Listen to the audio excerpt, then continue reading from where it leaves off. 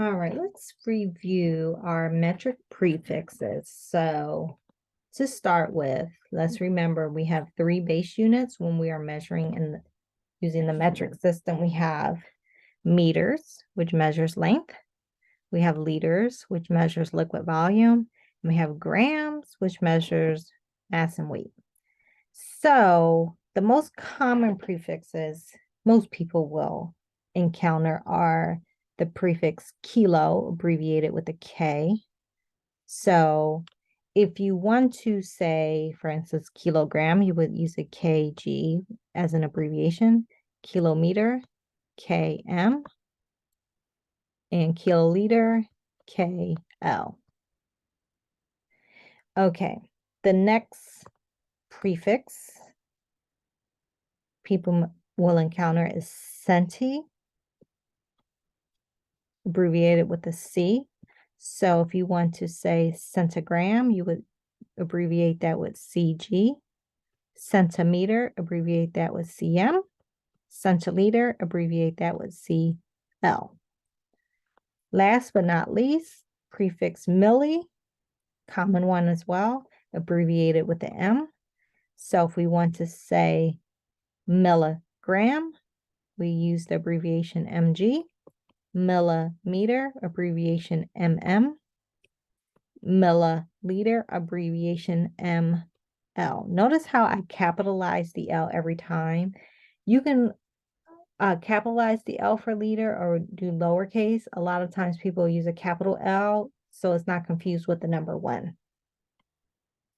All right, now when we're doing our conversions, it's important to know what is the conversion factor, also known as an equivalent statement. So if we're dealing with kilounits, if I have 1 kilo unit, that's going to equal 1,000 of the base units.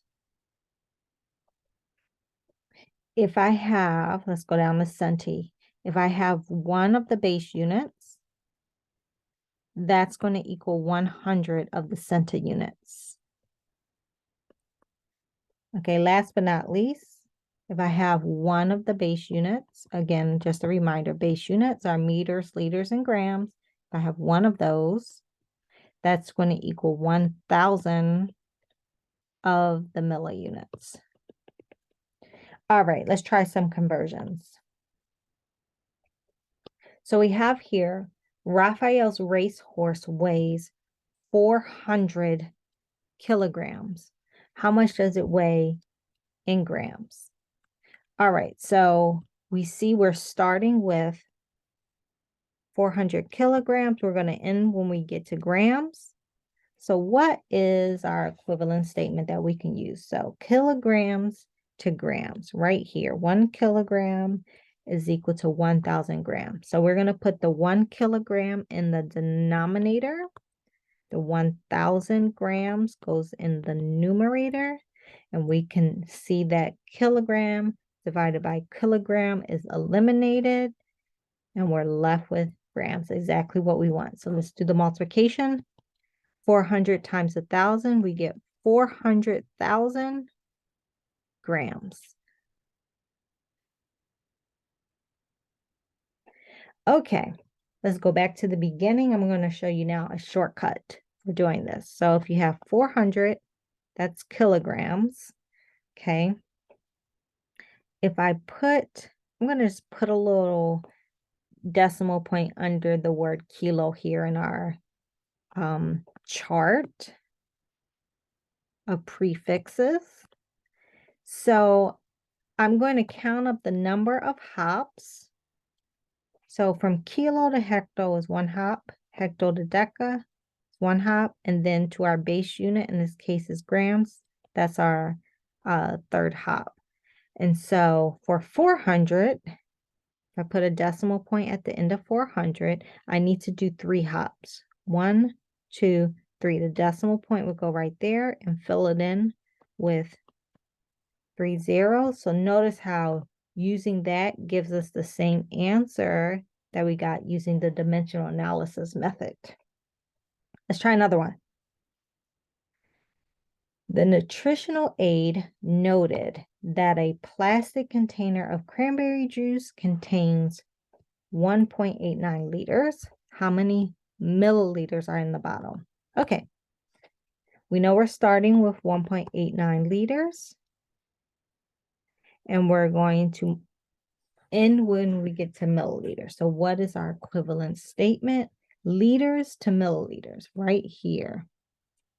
1,000 milliliters equals 1 liter. So we want to put 1 liter in the denominator and 1,000 milliliters in the numerator. So liter divided by liter is eliminated. So then we're left with milliliters. So now multiply 1.89 times 1,000, and that gives us 1,890 milliliters. Okay, again, let's take a look at the shortcut. So if we have our 1.89 liters that we're starting with, so I'm going to put my decimal point here in my little chart under liters, and I'm going to hop to milliliters. Hop 1 to deci, hop 2 to centi, hop 3 to milli. So that's 3 hops. So if I take my 1.89, I need to do 3 hops with my decimal point to the right.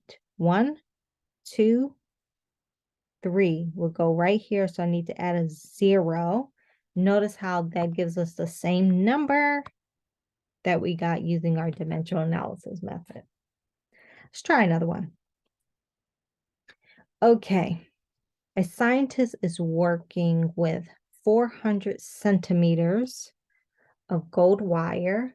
How long is the wire in meters? Be sure to include the correct unit in your answer, as we always do. So we have 400 centimeters. All right, what is our equivalent statement? Centimeters to meters. Here we go.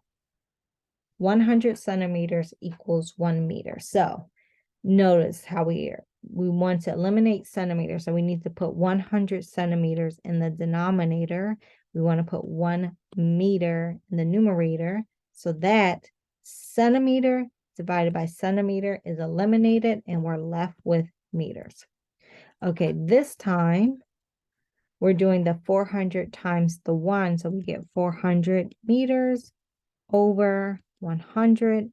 So that division of 400 divided by 100 gives us 4 meters as our answer. Okay, again, I want to try the shortcut.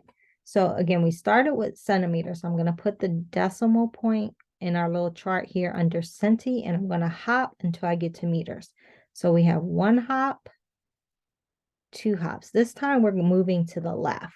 So if I work with the number 400, we assume the decimal point is at the end of this number, and we want to hop 2 digits to the left. 1, 2. Notice how that would have given us 4, the same answer that we got using our dimensional analysis method.